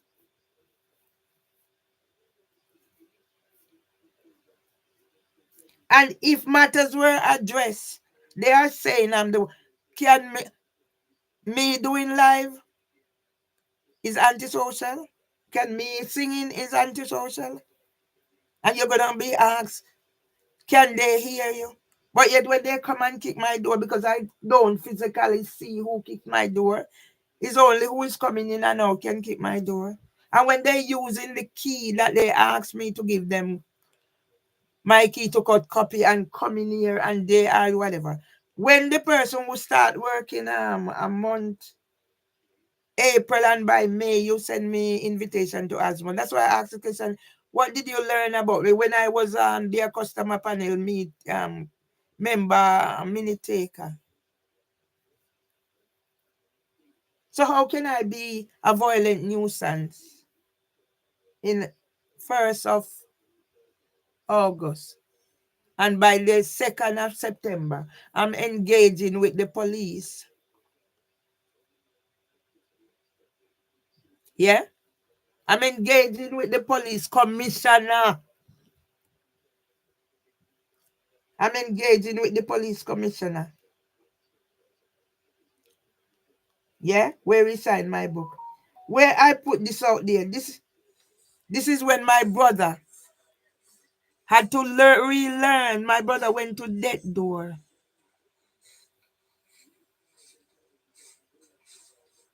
I had to relearn everything.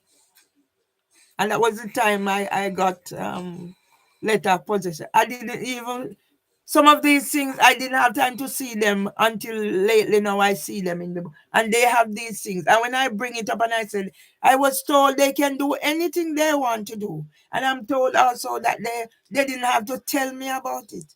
So this goes back to my mother saying, somebody did something and call out another person's name. Like, it's me. All right, you do something. I say, it's me, Mervyn Lee Myers. Yeah? So if I hear the door kick, the BT engineer who come here said to me, whoever is kicking your door has to be captured on their camera. They're not using that for nothing.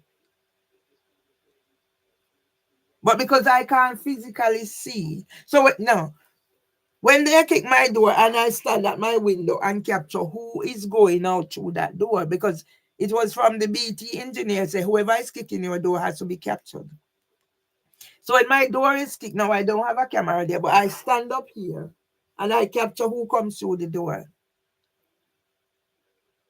I am the aggressor because I should ask their permission. You just kick my door. I must ask your permission to take the evidence. To take it. This is the fact. So I must ask, can I do a video of you? My door just been kicked and you're the only one come out the door, so it has to be you. So when I stood at my window and I take certain evidence, they make sure they capture whatever is me swearing or me whatever. I can never win. Yeah?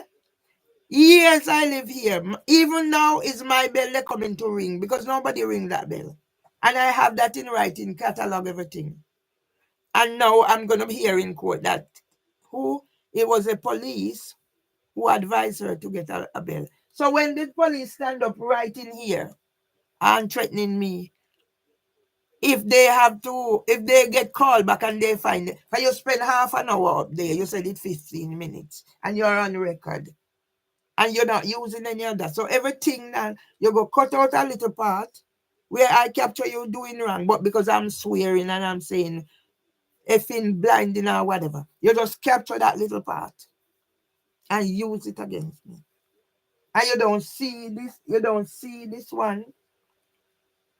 and it's on there. You don't see any of this one.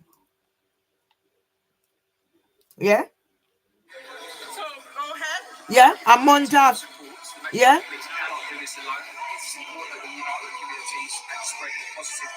That's when I went to Illinois. And let me put my Eh? two A pennies month worth. after I was labeled. I So walked in the why do I space, react got so coming here. differently when And I'm in other environment? But this when I'm is in going here, I on act here. like this. This is what's happening here.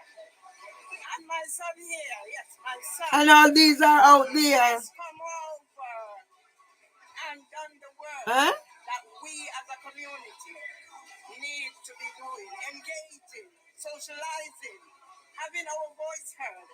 And I'm telling you, Nigel is the boss, and we're going to be doing it together. Huh? Spreading the word. There's going to be a meeting in Lambeth on the 1st Huh? of September. Come on out, let your voice be heard. This will be going on his Instagram. And I asked them there at the when Mark Hollis and I said, please, can I do volunteering so I can get back the trust of the BAME community? And you have your thing, you plan, and you make sure you block me out that I can't even when you put on social media. And police is gonna come here the day I am stressed out receiving the bed after my stepson refused. Change the lock on his father's house. And yesterday, my friend was saying, Mervily, look from, I tell you, go to live at your husband. And because I want my independence. Because she said, even when you got married, she said, if you had gone there, Trevor couldn't have taken you out. So in every case I go, I lose. And a day after my husband's 101 birthday, Trevor come here and assaulted me. And she was, because she told Trevor I'm mistreating his father. And she was there joining in and everything. So it's me one against the world. And they're not looking at why I might say certain things. Because if £9,000, at least £9,000 judgment was passed, and you're still sending it back in bundles, and you're on these cases. And then when I try to recoup whatever, you're going to put civil restraint, and it's not the first time. No wonder I flip. When I have somebody coming at home at o'clock, and me and my son is on the phone, and you're going to make a corrosion, then you're gonna come to my door and telling me open the door so I can murder you. So they say you commit suicide, and they are the victim.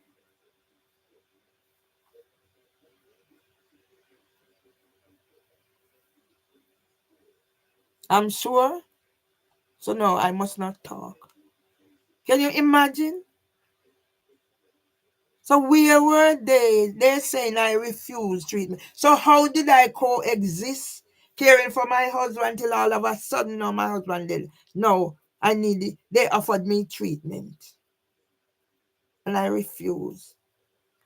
What is the treatment? Make me not able to function. Because when I read the thingy, I see exactly. Were you the one who was saying was it that what the one you're talking to? Because somebody did write on one of the thingy. I can hear the kicking of the door, something. I did screenshot them, but then I delete things and I don't know where to find things. But I remember one of the videos that live I was doing, somebody commented, I can hear the kicking or something. I don't know. Because they hide what they want to hide.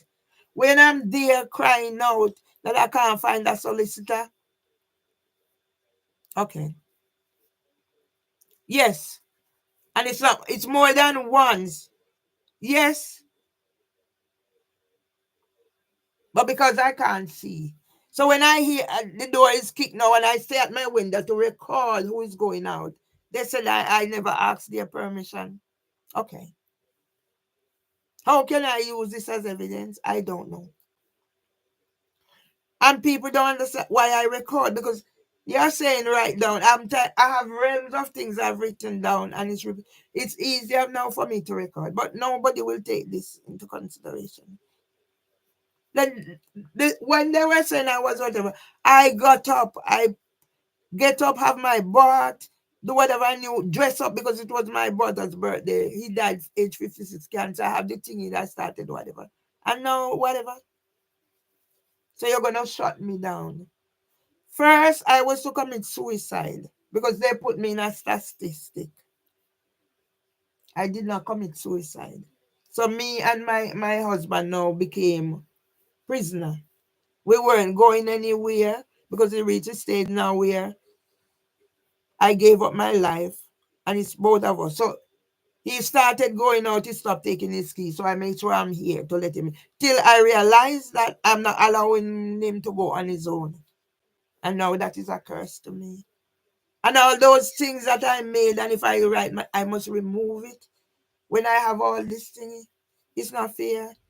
And what I have in my book,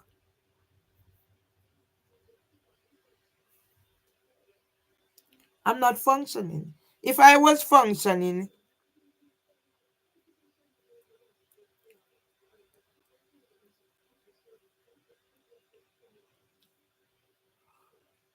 I offered the book. So I'm making sure I don't call certain names. So I'm sure you're allowed because I'm not supposed to say certain things or whatever. That can send me same straight to jail, from what I understand. So now I have to whatever.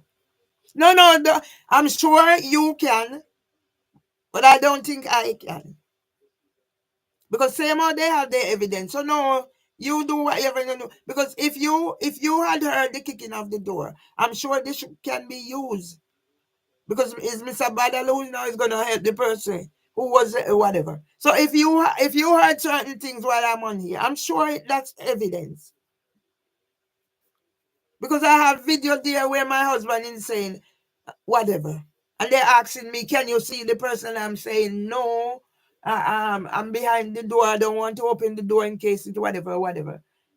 And then they said I must go. So I went and I look and I see somebody at the door through the peephole. And my husband said, they're out there. My husband would have lived a few days longer or whatever. It's what they done to him. And imagine 10 years. I don't work. I don't have anything. And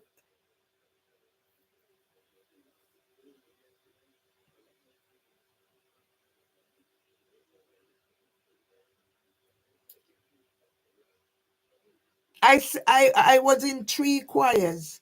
I see some of the songs there now on YouTube. I can't do anything to share to show. This is me in that choir singing. Now I'm kicked out everywhere. I have nowhere to. I sing in here. I'm not allowed to. If I'm in my back garden, they come. They flim me. If I am in here and they provoke me and I flame them, no, I didn't give them permission. But I can be out there and they do whatever. And as I said, they cut the thing and just to get whatever. When I'm in my words, they make sure they trigger me. And it's when I'm swearing, you don't see the rest of it. So you can say, okay, this is where, as Mr. Badalu was telling me about the person who kicked his nephew. So he pushed her. They cut out the part where it's kicked, only showing. It never dawned on me yesterday why 2 security were there. It was now. These things don't come to me because, yeah, 2 security. A Muslim one, because Teresa was talking, and another one, Asian one. And you hear they're saying the way I conducted myself. That's why I'm glad after court on the 17th, I locked myself in the bathroom and I cried. I cried my eyes out. I shouted. But I locked myself in the cubicle. And then I come out and I sit on the floor because I was so weak inside the bathroom.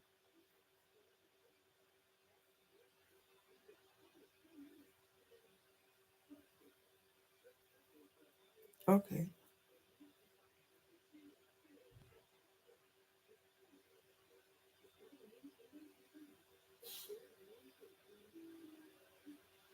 If I was functioning,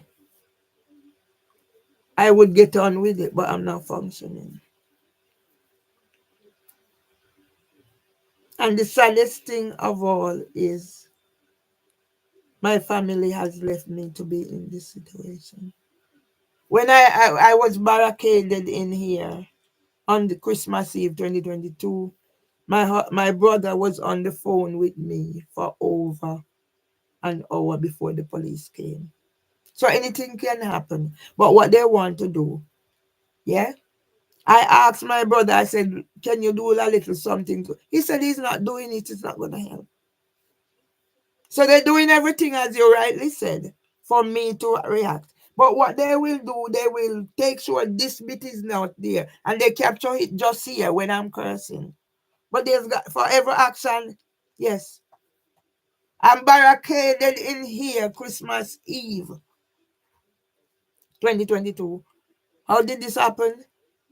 I saw my neighbor coming out of her car and greeted her. And that led to me having to barricade myself in here over an hour. And my brother is on the phone. And I asked my brother, please. He said, they're not doing it. My sons cannot say, Mom did this for us. Nobody answers my call. So it's got to be generational curse. My grandmother went through the same thing. How her son treated her.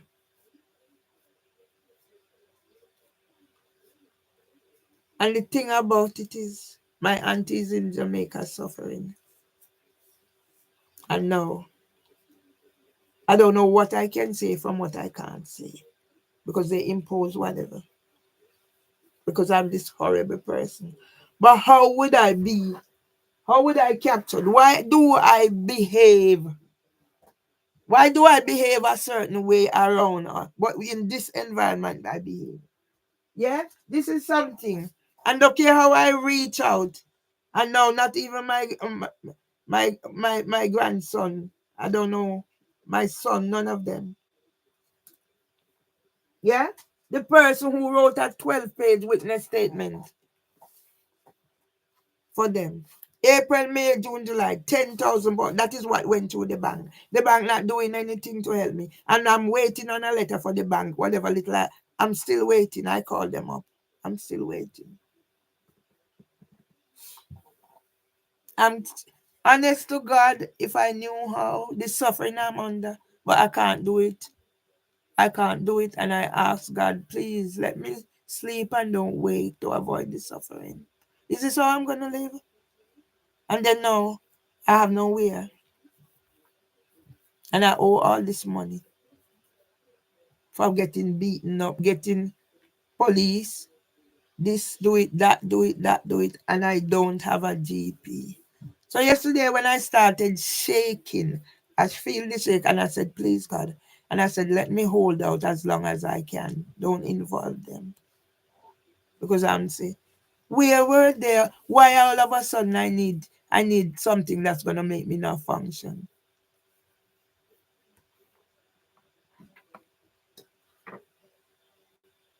I'm weak. I'm beginning to believe what they say about me. But I can't afford to let it be me because I know it's not me. So imagine I could have gone to jail and they're making it look like now, oh, they've done something terrific for me. But now I can't talk. I'm sure others can talk, but I can't talk. Yeah? And I have everything in my book. And I gave out my book to people.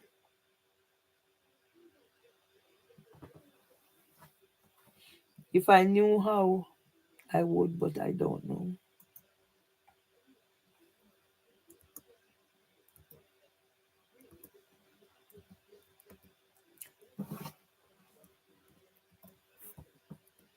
I called my brother. My brother said he's in class, he will call me back. Days pass, I don't hear from my brother. I send him a message because I'm reaching out, we need to patch up. And all now my brother hasn't contacted me. What do I say?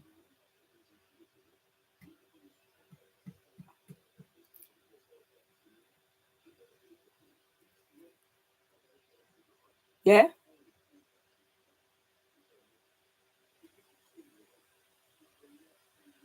I tried to do every little thing to make her life. I was talking to my son's father and I said, I tried to reach out with my skill, special education and needs. Not care how I say to my family, don't you know anybody you could put me in contact with to help me to get sorted if I, whatever. I tried to do things online. Nothing. I have my own, I have to say whatever. Because my sons come and let my brother tell them, don't leave any of the money I have here. Take it.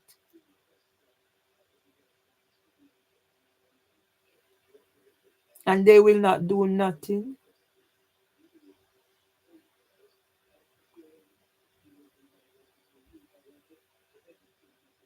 I reach out to Mr. Seeley. I see Mr. Seeley doing things. I reach out to him. I said, Mr. Seeley, can you help me? And the field that I'm in, I see Mr. Seeley.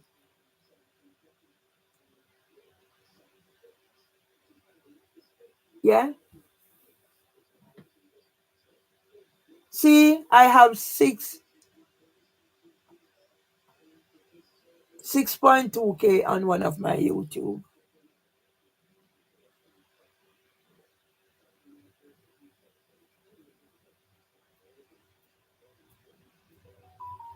Yeah, yeah.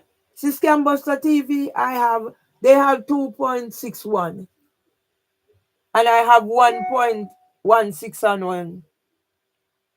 And I have 6 point whatever. The amount of whatever.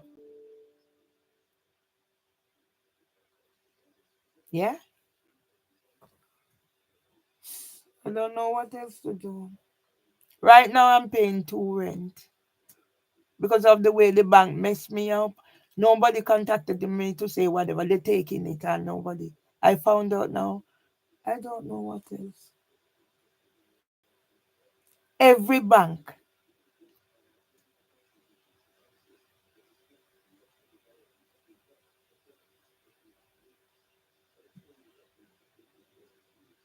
My mouth is bitter because I haven't eaten anything.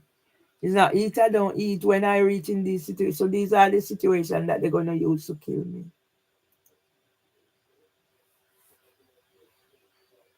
Make me have a stroke because now I'm accused of causing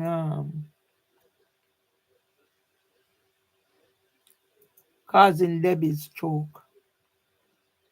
What am I doing? My antisocial behavior. So why do I react a certain way only in this environment?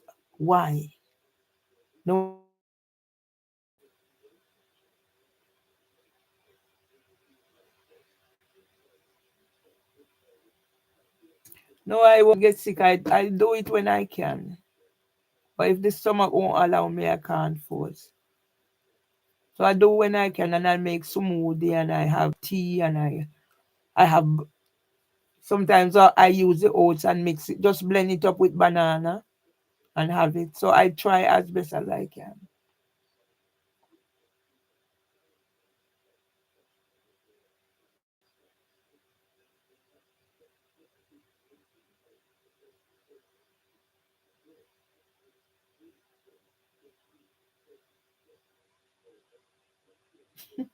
Well, I'm accused that she has to admit in court that she went to prison for drink driving. Even when after court she came knocking my door there, I know she was drunk, but I think she's maybe gone on to other things. I was told I don't know, but I know definitely she went to prison for drink driving, and her some of her behaviors is that when she smashed the glass at the communal door is that I don't drink. I put like rum and thing in my smoothie. Yeah, I'm accused of causing her stroke. But yet I don't who don't have a GP don't get a stroke yet because that's how I try as best as I can.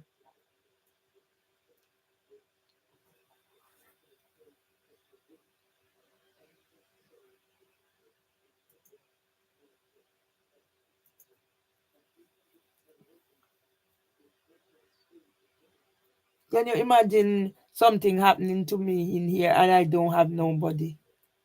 Huh? Can you imagine something happen? I can't wash myself. I can't do nothing.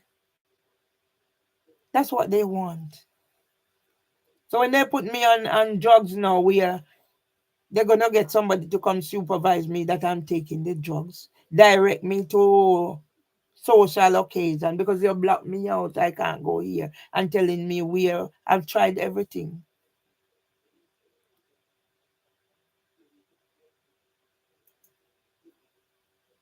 If certain issues were addressed,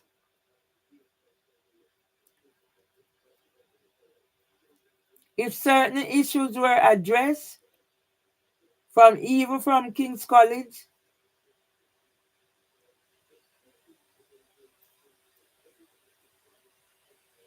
if certain issues were addressed from King's College, when I had the first nervous breakdown, I wouldn't be here. Now where I'm not eating, I'm not this, I'm not that. And I am the bad person for defending myself. And the only thing I use to defend myself is to talk, is to sing. And you're gonna ask, can they hear you singing?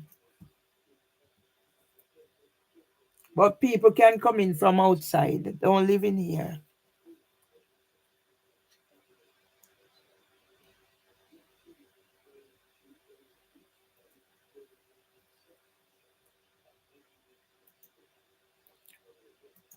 I have nothing else to do, so I talk.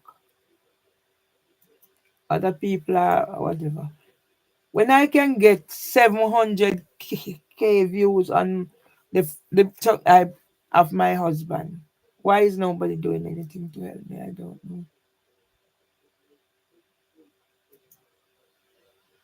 My family know what I am going through, and none of them has come in to say what's whatever because they want me to go to jail. So they whatever. So they wipe their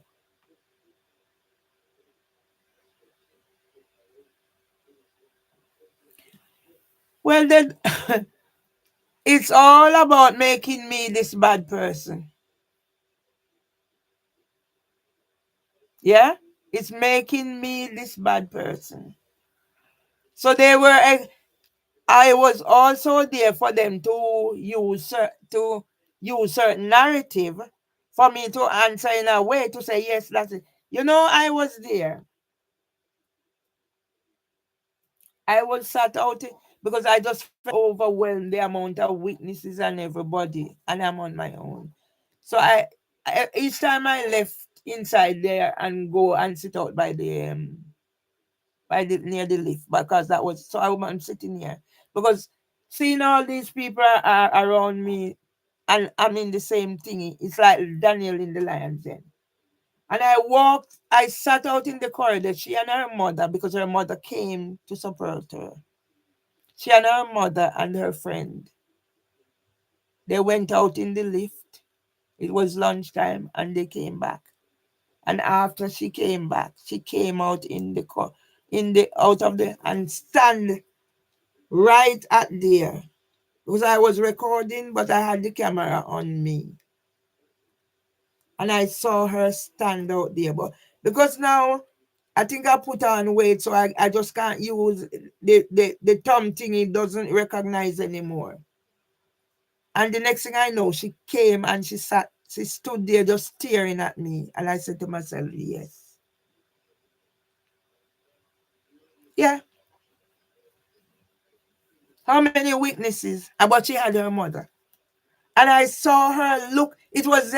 I'm sitting out. She came and she stood out there. And I saw her looking at me. And I said in myself, no.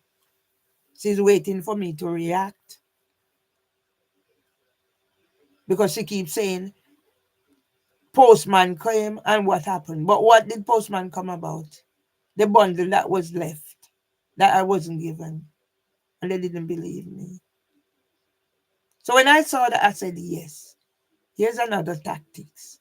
She wanted me to say something because she think I was going to shout out at her or something.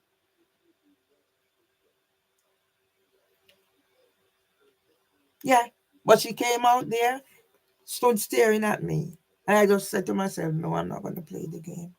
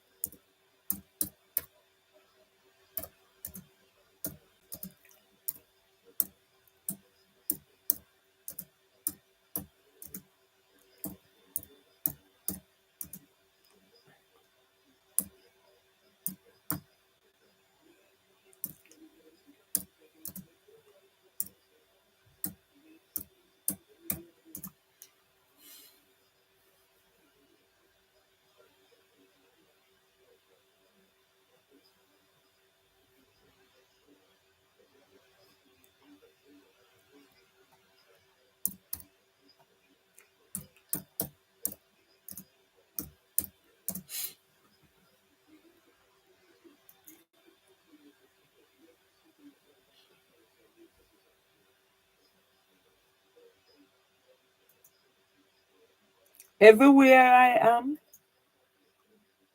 everywhere I am, I'm blocked out. Everywhere, whatever I created, it's taken.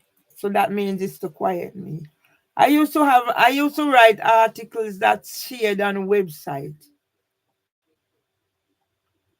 So now I'm blocked out. Everywhere I'm blocked out.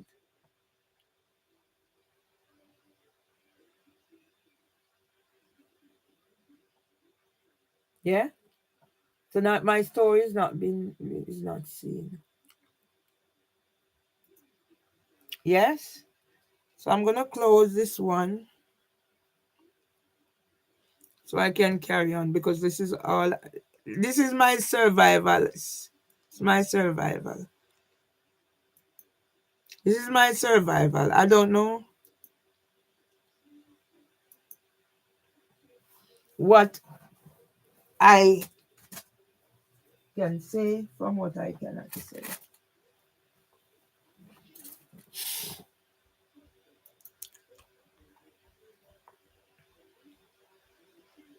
And I'm beginning to feel like a fraud. I'm beginning to feel like a whatever because my son has decided to put his hat in the ring after so he's gonna join up with the gunman. So these are not my truth. All who I take my husband money and give them to get on in life. Those I take my husband money and they come And my brother tell them, don't leave me with anything. So if they take and gone, I will end up as Tina said, like my auntie who was in Jamaica and she had business and she had this and she had this. They take everything.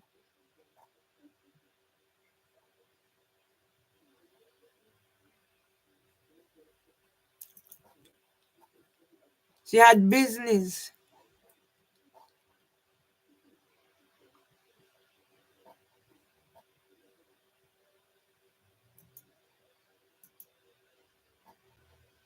I'm an NHS pensioner and I don't have a whatever.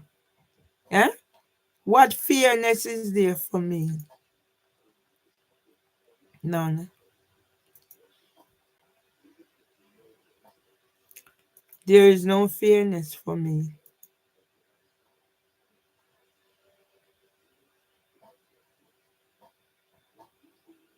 I know. I know. I do know.